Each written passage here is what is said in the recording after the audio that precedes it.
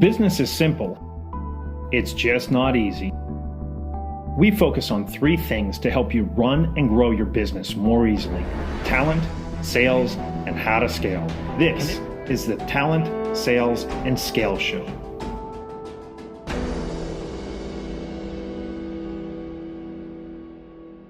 Hey everyone, Brian Whittington with this episode of the Talent, Sales, and Scale Show. We have Kasey Jones, and she's oh my gosh, you don't even know what she's doing. Whenever you look at her LinkedIn, she's doing so many crazy things, but she's from a Better Jones in our galaxy, which is pretty cool because they're talking to ambitious business leaders. And it's kind of funny. You would think that most business leaders would be ambitious, but so many times they just fall down and they get into status quo and comfort zones. So it's some rare air to find people that are, one, I wouldn't say ambitious, but two, willing to act on that ambition and get outside of their comfort zone every day. So it sounds like that's a little bit about what you're doing, Kasey Jones. Is that right?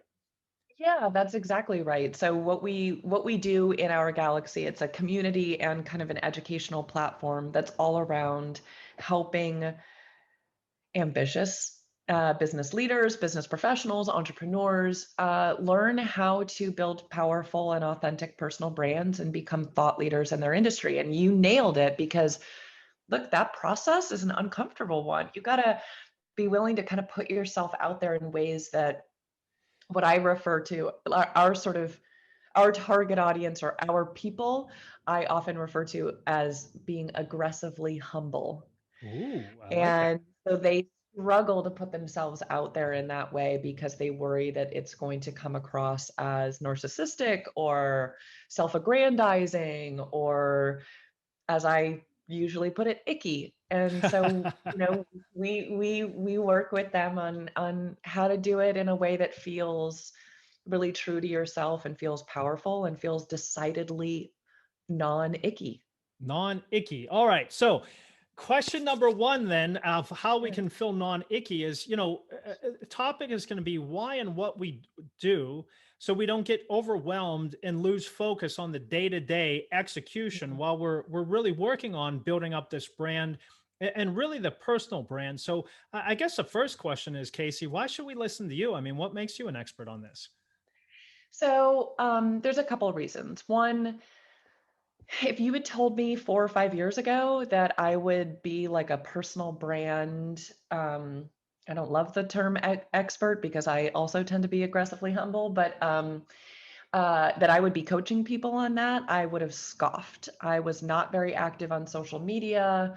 Um, and it's really over the last couple of years that it's dramatically changed for me, and it's dramatically changed my life. And I can tell you, I was a growing up and throughout my 20s, I was not someone that had a ton of friends. I was a little bit of a loner, and I tended not to kind of put myself out there on those public forums. And I went through a divorce, and I started to, um, I don't know, I started to bear myself a little bit more publicly, and I would realize that there was something that I kind of needed to get off my chest, and I would put it out there, being absolutely freaking terrified when I would. And then every single time someone, and usually lots of people, would come back and say, "Oh my God, thank you so much. I'm going through something really similar." And I thought I was the only one. And I started to realize the power of this, and it just kind of it transformed my life. Now I would say that I don't most of my really really close friends are people that I met through this whole personal brand exercise.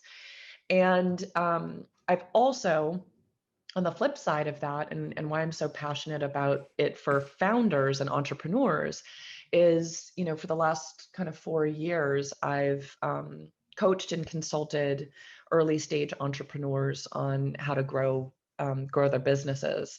And with zero exception, the businesses that I see grow the fastest are the ones where, at least the founders, and if not the entire leadership team and many of the employees, have put intention and work into building their personal brands and becoming thought leaders in their industry. And so I think it's just one of those things that, one, it's helped me very personally, but I've seen the impact that it can have on growing your business and having the kind of life and work that has a real impact and that you dream of. Okay, so let's unpack that a lot, because I can hear the people right now going, listen, I got to run the show. I'm like Yeah. working 16-hour days, 18-hour days already as the founder. I'm getting my boss breathing down my neck about making more calls, making more attempts, having more sales conversations, do more for pipeline management. I mean, I don't have any more time in the day. And you're telling me that if I spend more time on LinkedIn or building my own social brand, which I could just hear right now, my boss going, right? No, you're on my time. Yeah. How does that help them grow? I mean, how do I balance this?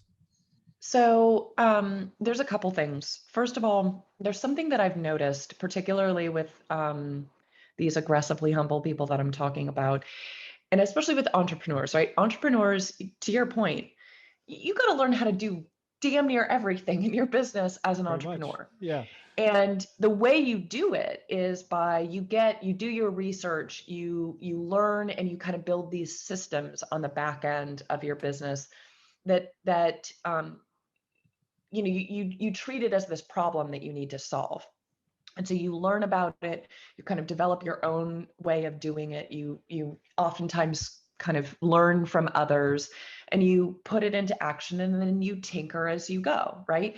And there's something about personal branding where I see many people, this is like the one area of their business where they don't apply that same problem solving kind of methodology, right? They think, oh, I have to like magically find time in the day to post on social media, and I'm just going to learn how to do it by instinct. And look, it's a science and a discipline. Yeah, it's art too, but it's a science and a discipline, just like everything else, just like sales. And so my biggest recommendation is develop the systems, develop the habit and the routine, and it won't take you that much. It won't So, take you that much time and energy and effort. okay, so let's go through that, because you laid out a Yeah. couple of things. One is problem solving, two, the Yeah. science, discipline, routine. So walk us through maybe some of the tactics, because Yeah. I'll just let me be just brutally transparent on this. Yeah. I look at some people and I go, how in the world do they even have a voice? What have they done? Yet they have a massive following, Yep. and they've never done anything, but because they've put themselves out there, um, they've gained notoriety, they've gained this recognition. I don't know if they're turning any revenue off of it, but I mean, uh, what's the old saying? There's even bad PR is good PR. So, I mean, it seems like it would be worthwhile, but whenever we're so busy, if we're used to that tactical execution, Yeah. how do we pull this into day to day? What's some advice whenever you're talking to these, what do you call it? Aggressively humble. Aggressively humble people. What Yeah. do you say to them from a mindset standpoint? Well, first of all, it's bullshit that those people that are out there haven't done anything. Okay. They've built a massive freaking audience, so that they've done that, and that's impressive. Okay. And the other thing I would say is, I don't care where you are in your journey.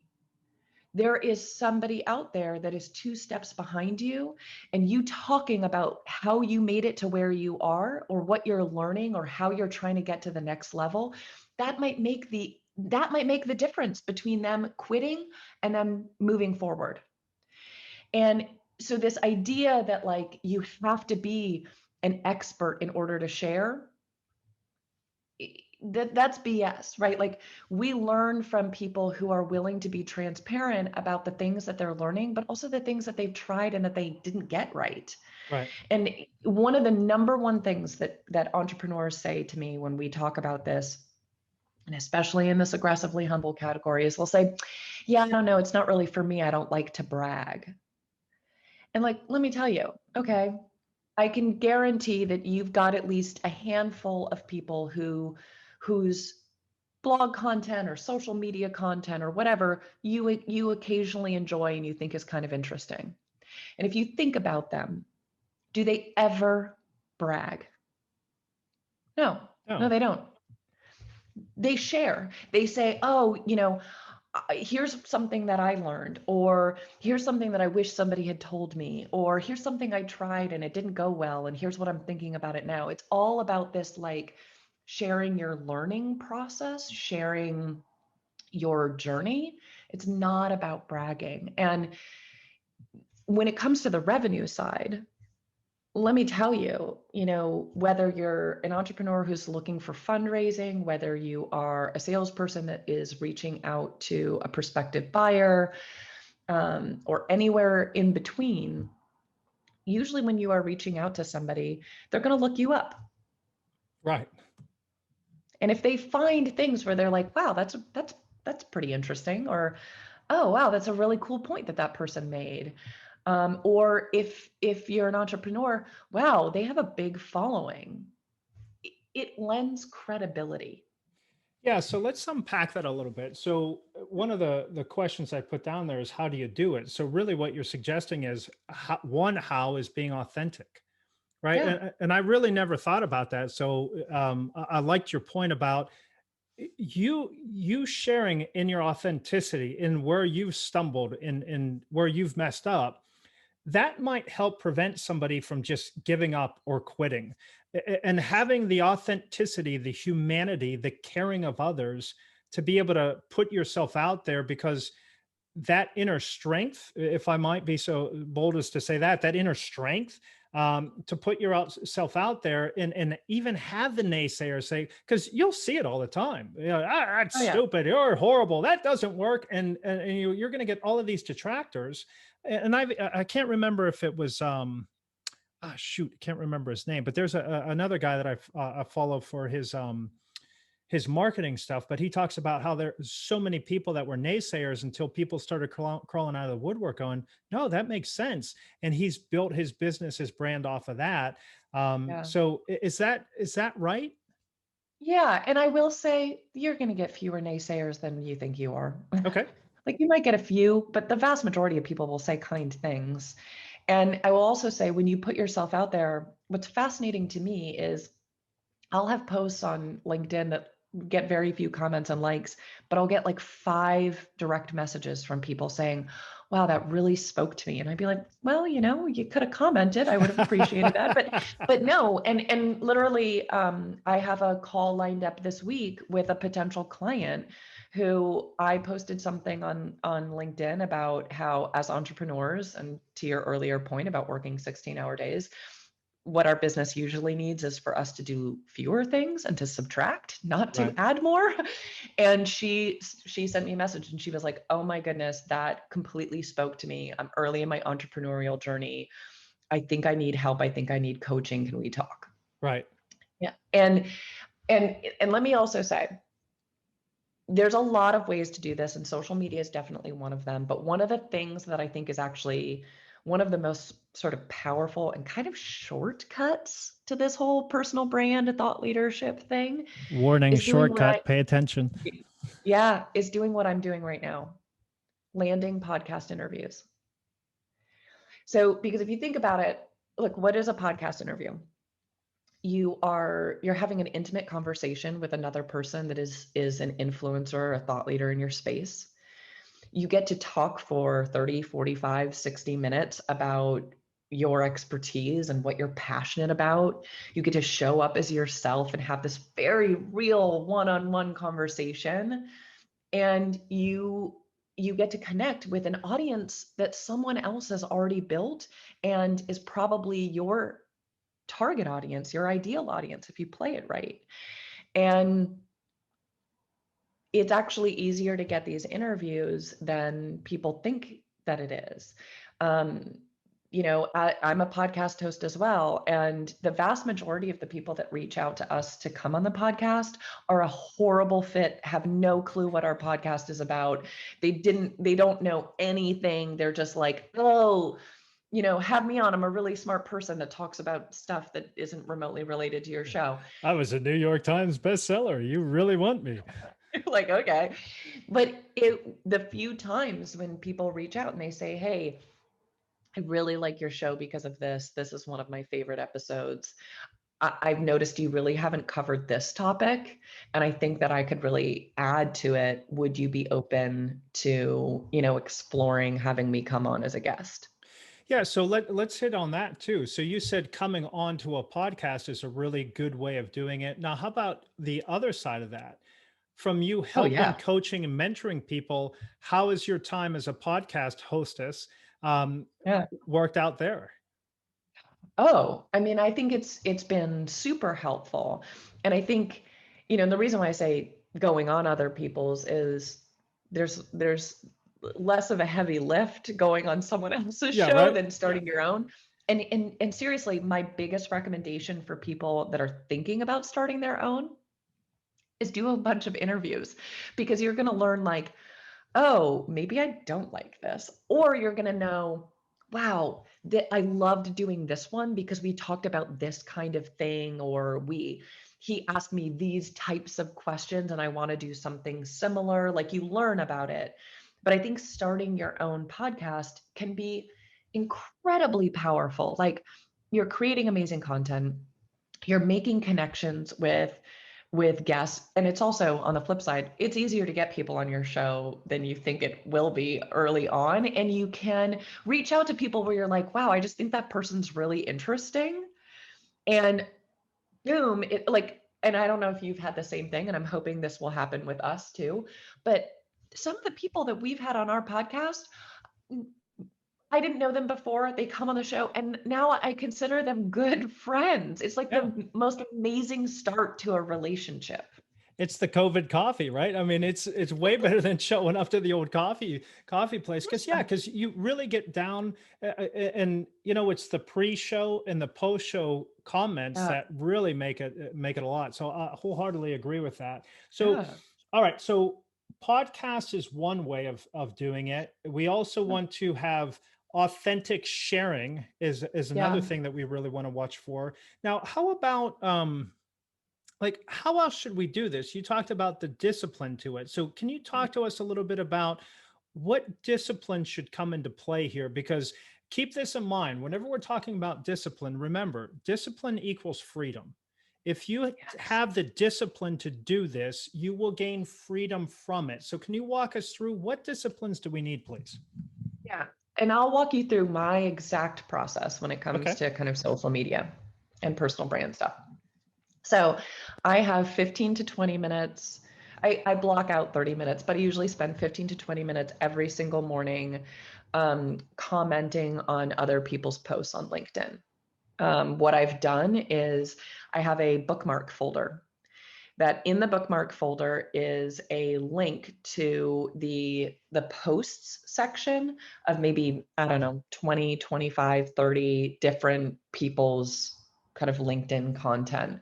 I'm constantly adding to it, and not as often, but I will also sometimes remove people where I'm like, wow, you haven't posted in 3 weeks. I can stop checking your feed. Um, so, and this is, I can just say, if you're nervous about creating your own content, just spend some time engaging with other people's, because what I guarantee will happen, first of all, people will comment on your comment. The person whose post you commented on will respond, and you'll start to see some traction there.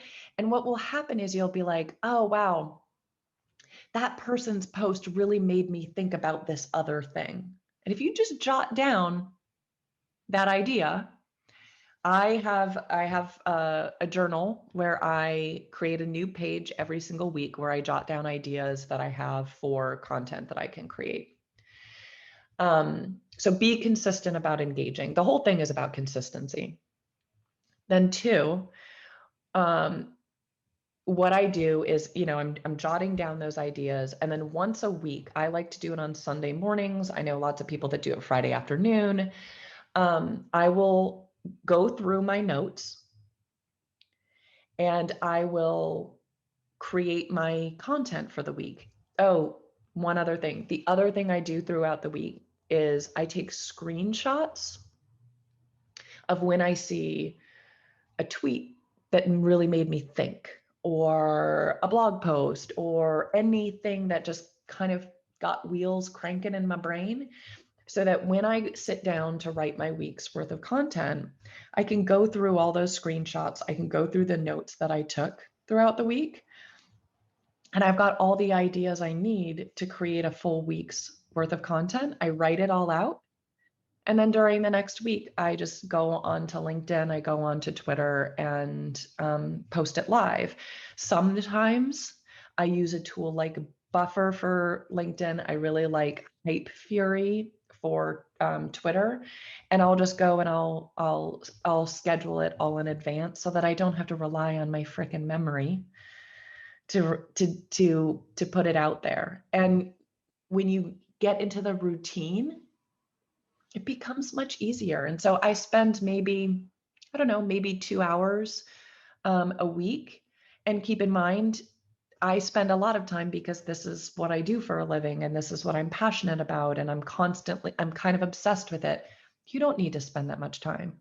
But if you can figure out a way to be consistent with both engaging and kind of putting yourself out there, it will build. And you'll start to see traction and you'll start to build relationships. Yeah, but and I mean, no offense, but if you're sitting there going, I don't have time, let me just call BS right now, because Oh, everyone has the same 24 hours a day, 7 days a week. It's really what you prioritize. And absolutely. 2 hours and 20 minutes over a 7 day period or 6 day period, 5 day period, whatever you want. I mean, shut off the sitcom, shut off Netflix, right? Oh, We can absolutely do this. Now, a question off of your writing. yeah. Were you always a strong writer? Was that something that came naturally to you? Do you have to worry about, how much should we worry about the act? And I don't want to say the accuracy, but the literary content. Like, is it the right punctuation, or what all should we Oh, be worried about as we're writing this stuff? yeah. So it's funny. I've always been a strong writer, but I'm not a strong writer. I was not naturally a strong writer in this way. I am very wordy. I use 7 adverbs when I really don't even need a single one. Like I, I am not naturally good at this kind of like punchy writing. So the one thing I will say is write it like you would speak it. Okay. So think about, especially if you are a person that occasionally likes to have a beverage, think about if you were talking through this idea and you're with a friend and it's not in pandemic and you're actually like sitting at a bar and you're like 2 drinks in, you're not drunk, but you're feeling a little loose. How would you say it? Yeah. Right? Like and and you probably know this too. That's always how I kind of coach salespeople on like how to write an email or how to, deliver your elevator pitch. It's like, think about like you're in a really good mood and you're super excited telling someone about it. How would you put it? And it's similar to that. And then when you write it, the biggest thing that I continuously work on, and I posted something right before we hopped on, and I had it all there, and I looked at it and I was like, oh, those 3 sentences in the middle where I'm talking about the first time I read Nicomachean Ethics by Aristotle in college. I don't need to say that because I sound pretentious and people are going to eyes are going to glaze over. So I deleted that part. So That was just, probably a good edit. oh, I looked at it and I was like, God, I really thought that was clever when I wrote it on Sunday. But so that's the other thing is like, Well, be willing to take a look at it and edit yourself. yeah, I think that's key there, because if you write it one day and then a couple of days later go back and look at it, what was that fluid, seemingly endless stream of thought? Whenever you go back, you're like, what in the world was I even Like, talking what was I about there? saying? Yeah, exactly. And the other side too is there was a book, I think I gave it to somebody, that talks about Think Like Da Vinci. Well, anyway, that's the book, Think Like Da Vinci. I can't remember who the author was. I'm Um, adding that to my list. Yeah, there you go. So they specifically suggest exactly what you did there, Kasey, is have a Uh, drink or two, right? Just loosen up yeah. a little bit. So but you bring up a good point. Don't have three because then all kinds of craziness comes out. So make sure you No, edit. my recommendation always with friends who are internet dating for the first time is I'm like, when you write your profile, have two drinks Yeah. because you're just gonna be like, you'll be feeling yourself, you'll be in a good mood, you're a little more likely to be playful and fun, and then yeah, edit if you're embarrassed by it, but be willing to be like, you know what, that felt good when I wrote that, Yeah. and I'm gonna put it out there. And some of it is like leaning into the discomfort. And what's amazing about it is when you make yourself just a tiny bit uncomfortable by doing these things, but you're like, okay, I'm gonna do it, and I'm gonna push send, I'm gonna push post and see what happens. It gets easier every single time, and you get just like a little bit more confident, and it feels a little bit better. And you'll see that people start to kind of connect with you because of it. They start to reach out because of it. And I mean, genuinely, some of my absolute closest friends in the world are people that I connected with because I was posting videos on LinkedIn and they were like, "Oh my God, I love your videos. Can you show me how to do video?" And then we'd do a video together, and then they started creating like 20 of them. And that's like two different people who are super close friends of mine. And so there's something amazing that happens. And I think this is the biggest thing that we forget when it comes to the personal brand stuff. It's not about shouting into the ether, it's about building relationships.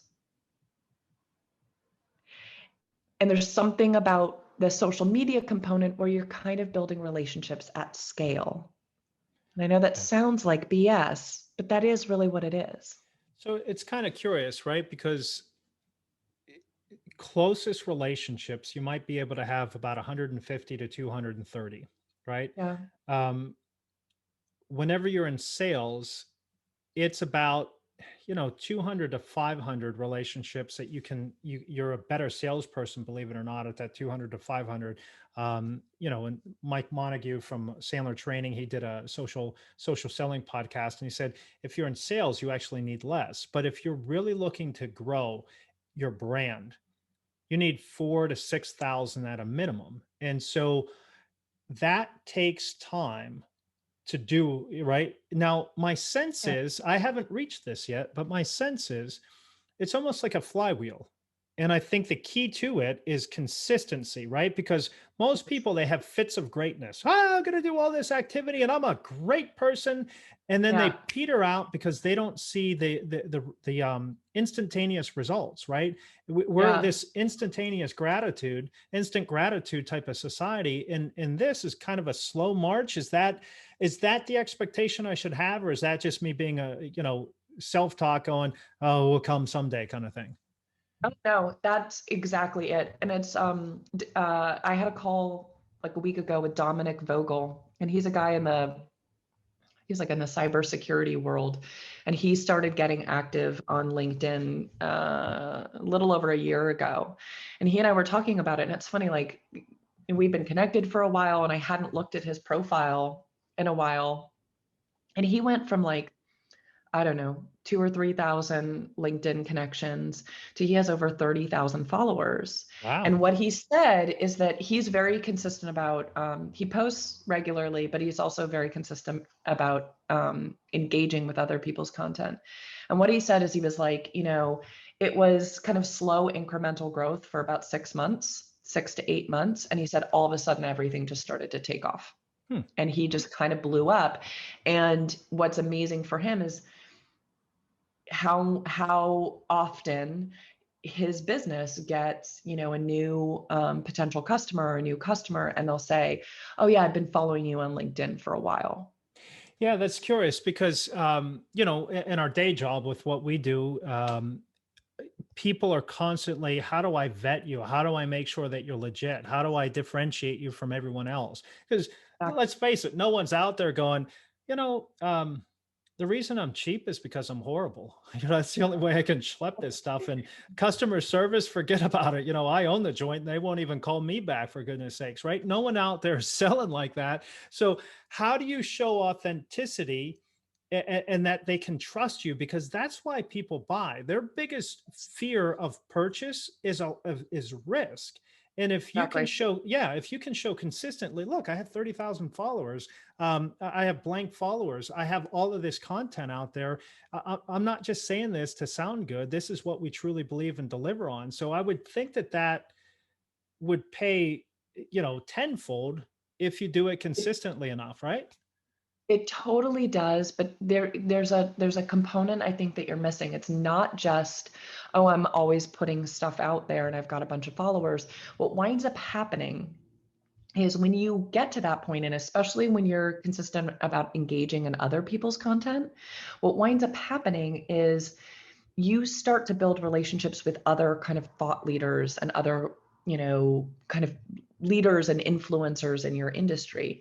And so what winds up happening is not only is someone like, oh yeah, they're always talking about these values or the way they do things, but they're also like, oh, well, I really respect and admire that guy, and that guy is friends with that woman, Hmm. and so that means she must be pretty cool too, and I'm gonna trust her a lot more easily. And so there's this way of it's about building trust and credibility just that much faster. And I think to your point, like, I don't care what anybody sells, you've got a competitor that basically sells the exact same freaking thing.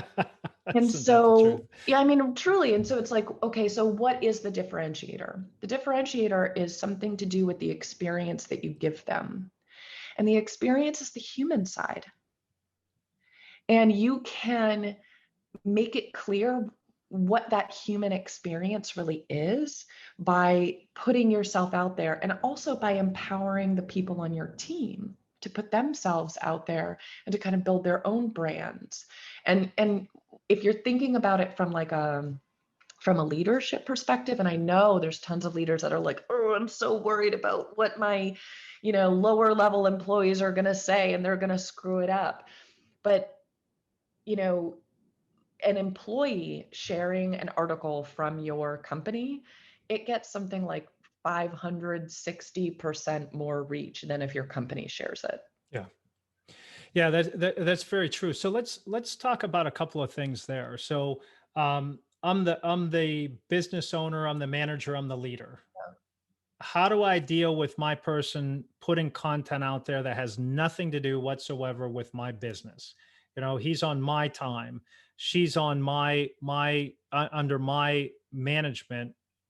How do we speak to that person?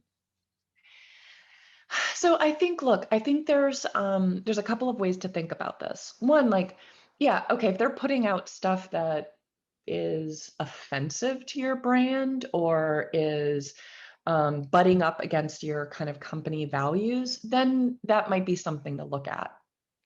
But the idea that, I mean, who wants to do business with a company where it's just a bunch of robots that all basically say and do the same thing and have no individual personalities? I mean, like, that sounds really creepy and like not really an ideal thing. And Yeah. so, this idea that you can make it clear that you empower your employees to be whole humans and show up as their whole and complete selves, like, that's powerful. And you might want to do a little bit of work of kind of coaching your team on That's how a good they can idea. think about how their personal brand aligns with the company brand and the values that the company espouses and all of that. But the idea is to give people the freedom to express themselves and to be themselves, and trusting that if you've created a strong culture and if you've supported these people in a positive way and they're a good fit for your company, they're only going to make you look good and they're only going to make your business look impressive, because you've got all these impressive people on your team. Yeah, I love that. Now let's flip it to the other side. I'm the employee, and me as the business leader, me as the manager, is really asking our employees to get out there, to put Yeah. themselves out there, to do this personal branding. Because yes, it's important to the company, but candidly, it's also extremely important for that individual to continue to Yes. grow and learn. So how do we get that individual contributor more comfortable in actually taking this seriously? Well, I think the big thing is helping them carve out the time and giving them some of the tools and the resources that they can think about this stuff. If you're just like, yeah, get out there and you don't spend any time of really talking through how you can do it and ways that they can think about it and kind of supporting them in that journey, it's not going to happen. Yeah. It'll happen for a couple of them, but most of them won't do it. And instead, it's just like anything. It's we're seeing, especially in kind of in the sales world, and for a while, sales teams would talk about mindset and things like that, but it was kind of mostly talk and not a lot of action. And now what we're seeing is, I mean, now what we're seeing is sales teams spending the first 5 minutes of every, or the first 15 minutes of every day meditating as a group. Yeah. Like, find a way to make it a group journey, a group activity. And I did a little bit of coaching with one company where they wanted to kind of teach their sales and marketing teams how to build personal brands. And I helped them put together kind of a plan where they would do, like, I think it was about 45 minutes to an hour of training once a week for a 6-week period. And they were on this kind of journey together. And it Nice. wound up, people got super excited about it. It wound up being kind of this amazing bonding experience. And by the end of the 6 weeks, the vast majority of the people on the team were all in and super excited. And it kind of took off. And so there's a way to do it that supports your team and inspires and empowers them. And there's a way to do it that's just going to, again, be all talk and no action. Yeah, and so that's been a hard lesson learned that I've come to, is that if you're the business leader, if you're the entrepreneur, you can't just tell people to go out and do it. If they were going to just go out and do it, they wouldn't likely be working for you, right? You need to help them along to build them up to where they can go and thrive and flourish. So I think that's really good advice there. To you can't just say, hey, go do it, or just throw a bunch of tools at them. You have to almost walk them through in a building block process, it would seem. Is that a Uh, right understanding? Yeah, I mean, Okay. it's like anything, okay? Again, to use the sales example, if let's say you have a new sales development rep that starts at your company and they've never been an SDR before, are you going to be like, okay, go to it, have fun?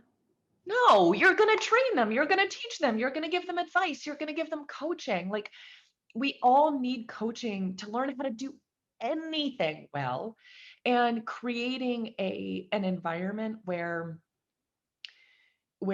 you're coaching people to excellence, or you're coaching your team on how to learn how to do something new, and putting themselves out there and stretching their limits and all of these things.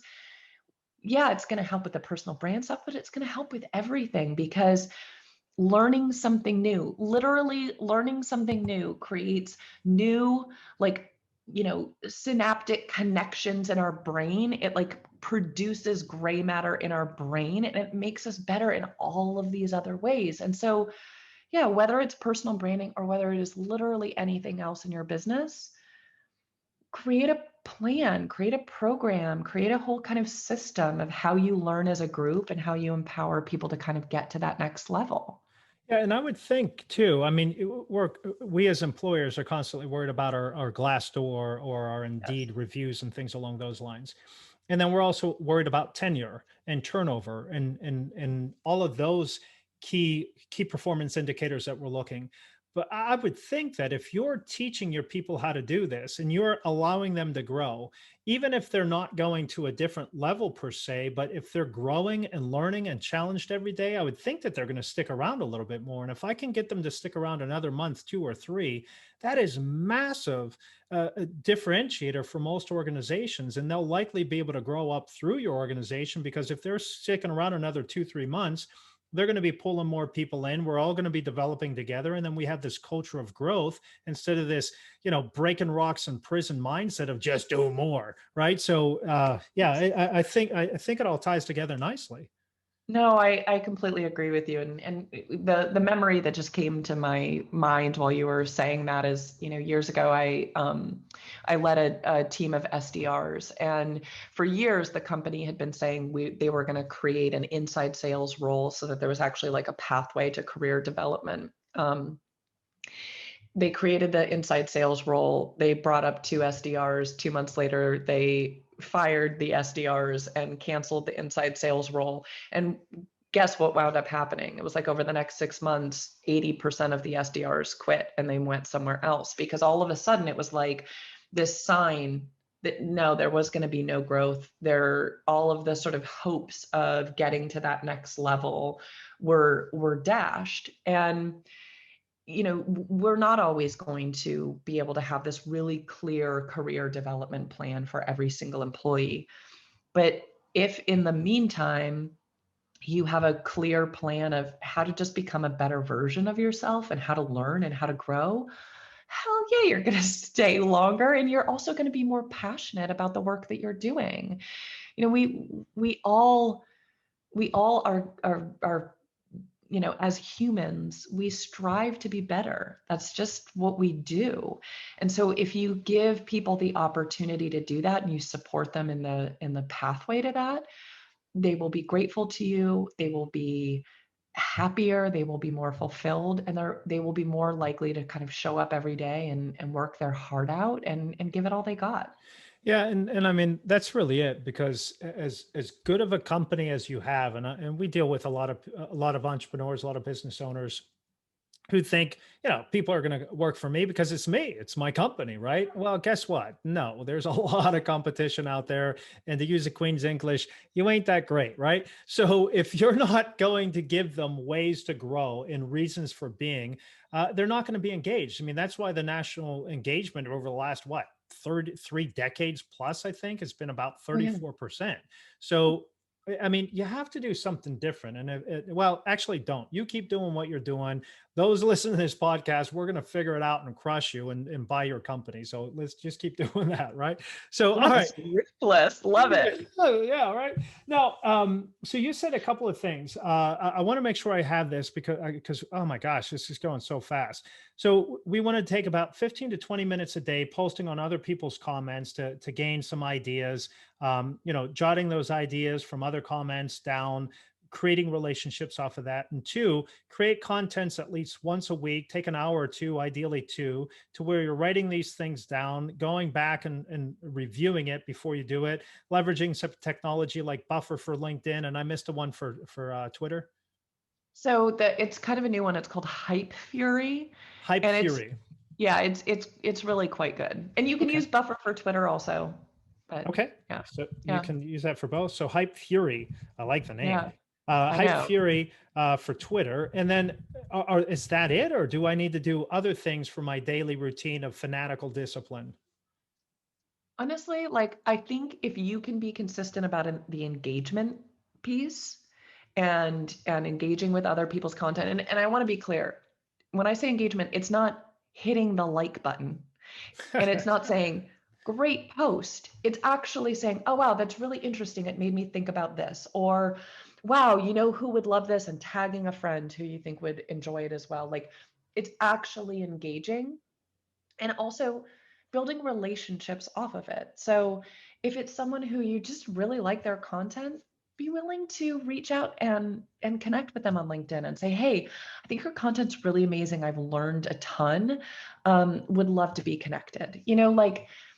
It is about building those relationships. And so figuring out all of the ways that you can do it. But truly, if the only thing you do is spend 15 minutes a day engaging on other people's content and leaving thoughtful comments, that will get you very far. And I promise, if you do it for a while, you will start to naturally find ways to do more. Love it. So consistency. All right. Yeah. Now, help us avoid some challenges. Yeah. Let's be authentic here. Yeah. what mistakes, what challenges, where'd you mess up that we can learn from you and not make the same painful learning lessons? So, the big thing when it comes to personal, I've made lots and lots and lots and lots of mistakes, so I Welcome could to the give you a club. lot, but I will focus on the kind of the personal brand stuff is don't overthink it. Don't get obsessed with the numbers, don't get obsessed with how many likes you get or how many comments you get. Don't worry too much. Do the stuff that feels good, that you enjoy doing, that you get excited to do, and just stick to it. It is about it is about being authentic. And I know it's an overly used word, but seriously, it's about, I don't know, finding your groove and having fun doing it. Get in your flow. Get in your flow, without a Nice. doubt. All right. Yeah. Love it. All right. So that's easy enough. So be authentic, get in the flow. So yeah. Okay. Now, how about, you've laid out a lot here, but any suggestions from a hack for how do we hire good talent? Right? Like, should we be looking for on our interview of people that are going to do personal branding? And help. So a higher, maybe, and it's definitely worth giving a look. But the biggest thing that I would say, and a lot of people don't talk about this, the other thing that is awesome for finding amazing talent is having a really public out there team and leadership. I mean, there's a young man that I mentor, and he he looks up to all of the people that work at Drift Okay. because of their personal brands, both the leadership, but also employees, so much so that he is like obsessed with getting a job at Drift, like literally would do anything to get it because of the way he connects with their content and their leaders and how they put themselves out there. And so that's one thing I don't think we talk about enough, empowering your team and your leadership to build powerful and authentic personal brands. It's not just about more brand awareness, it's not just about more revenue, it is also about attracting really amazing talent. So it's really interesting that you said that, because that's why this podcast, Talent, Sales, and Scale, right? Because from that talent, so that's an employer branding exercise that, because the people are participating and actively doing this in their own personal brand, now I have a pull through of talent that wants to work with me. Drift has now gotten mentioned 2, 3, 4 times on this podcast without paying for it whatsoever, Yep. because the employees are engaged because of the culture that we created. So we can then better scale, and sales come as a result with it. That's why it's all interrelated. You can't just focus on one thing. These are so vitally integrated, but for some reason, I don't know why, people haven't been able to figure out how to put these together. So that's a great case in point right there. Yeah. Yeah. Okay, perfect. Love it. Okay. So now, how about other resources that you might recommend, different books or podcasts or guides? I mean, how can we get as smart as you, Miss Kasey Jones? Um, I don't know, be an obsessive reader. Like I just read a ridiculous amount. I also think that one of the best things that all of us can do is also read stuff that has literally nothing to do with our work. So read fiction, find things that just, I don't know, get your brain moving, and also practice really good social media and content hygiene and get rid of the stuff that drags you down. And I know it is incredibly hard right now because like there is so much negativity out there, and rightly so, but it kind of sucks the soul out of us. And so find things that make you feel good and that like get your brain cranking. And I will also say, so I will share with you, which you can share with everybody listening. We put together a 100% free guide of how you can pitch yourself to podcasts. So if you want to think about doing that, I'll give the link, and so people can also use that if they want to kind of test going down this path of learning how to land those interviews to kind of grow their personal brands. Okay, perfect. And we can put that in the notes as well. Yeah. Love it. Okay. Well, so future, what's the future hold? What do we need to pay attention to? What's going to come down and bite us in the butt? You know, It's really hard to make predictions because I mean, the last year of our lives have been really crazy. I think, look, I think more than anything, and I think with this, the new abnormal, um, we're all craving connection, and that's not going to change. And if anything, it's actually easier to create these virtual connections because we're all open to it in ways that many of us weren't before. And so what I would say is seize the moment that we are in right now. And if there's somebody that you just think is cool or interesting online, reach out to them, make them your friend, and treat them the way you would treat a friend, an in-person friend, right? Like, think about, ways that you can amplify their voice, or that you can support them, or opportunities that you can send them, and really focus on all of the ways that you can leverage this new digital reality to build real meaningful relationships, because it'll pay off for your business, it'll pay off for your career, your bottom line, but it'll also just make life more enjoyable.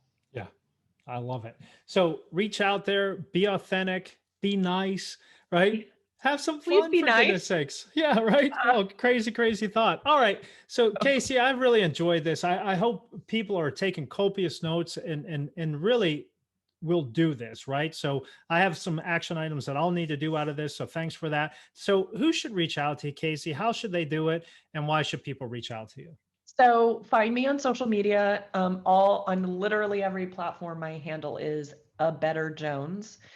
Um, and anybody that wants help in learning how to do these things, especially entrepreneurs. I work with a lot of entrepreneurs on helping them carve out that plan to become thought leaders in their industry, but also how to build high growth businesses with real impact. So I am always down for a conversation. I am always down to talk. So just reach out and we can start that whole digital friendship thing that way. I love it.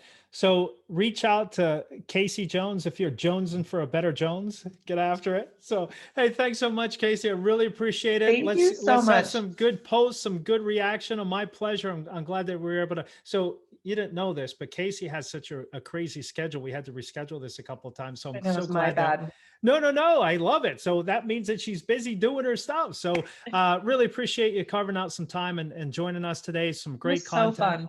Yeah, thank you. So, on behalf of the Talent Sales and Scale Show and Kasey Jones, get after it. Let's have some fun. And my goodness, let's make the last quarter here in 2021 way better than what this craziness has been. So, see ya.